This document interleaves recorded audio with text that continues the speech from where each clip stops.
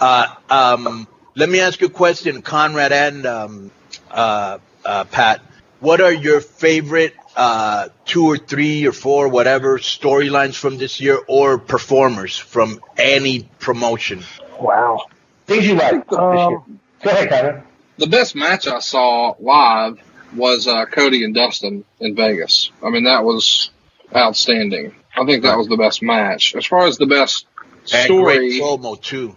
Oh yeah, it was really good promo. I don't know about the best story. I'd have to think about that. But the best match that just jumps off at me. It was Cody and Dustin, and I don't know if it was the blood or the promos or maybe it was just the emotion in the crowd. But the crowd was so into it, and because the crowd was into it, I was more into it than I even expected to be. Now, what performers have you enjoyed watching in across the board in whatever promotion it may be? I think Andrade's coming into his own.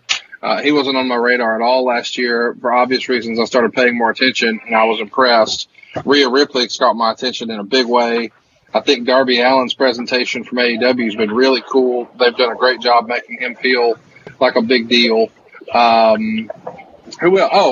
silly as some people would say it is, I really enjoyed the question mark stuff that they've got Josephus doing in the NWA. I mean, just that the idea that the crowd is that with it has been a lot of fun.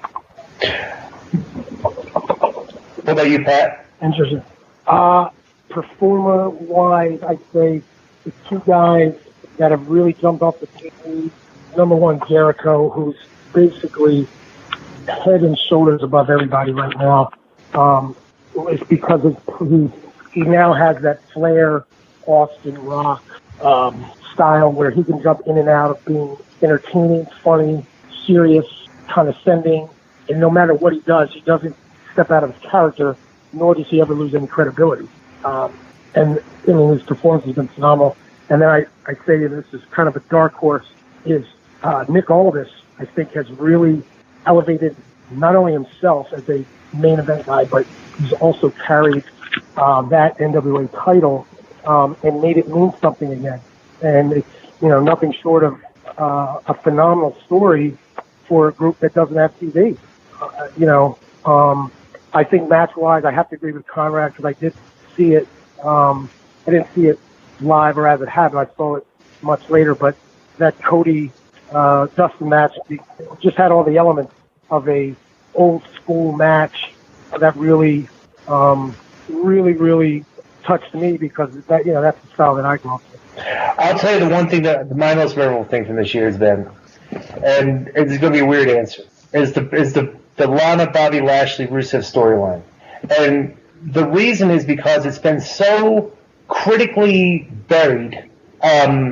It's a very bizarre angle, but I like the fact that the detail that's been put into it, bro, it's like literally one of the only soap opera episodic storylines that has gone on for an extended period of time that we've seen this year. Like, this is like, how many weeks of TV did they start this with?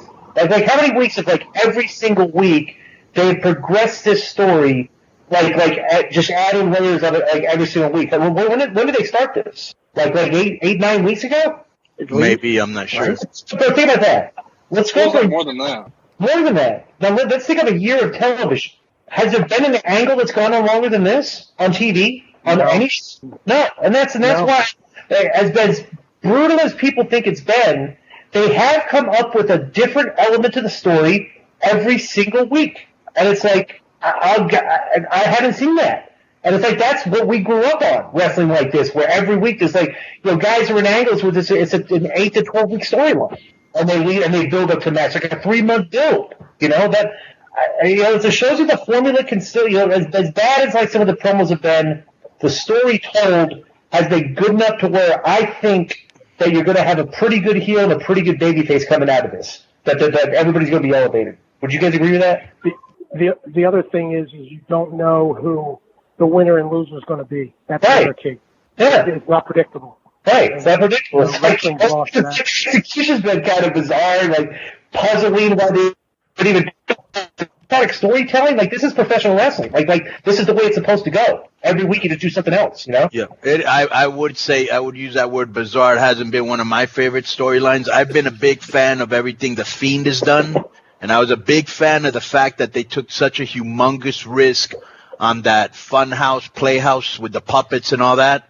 And I just like the way that, that's come about. Now he's doing something with Miz, right? He went into his house and they had that little baby camera and all that. So, I've been a big fan of what the Fiend's been doing. I like that stuff.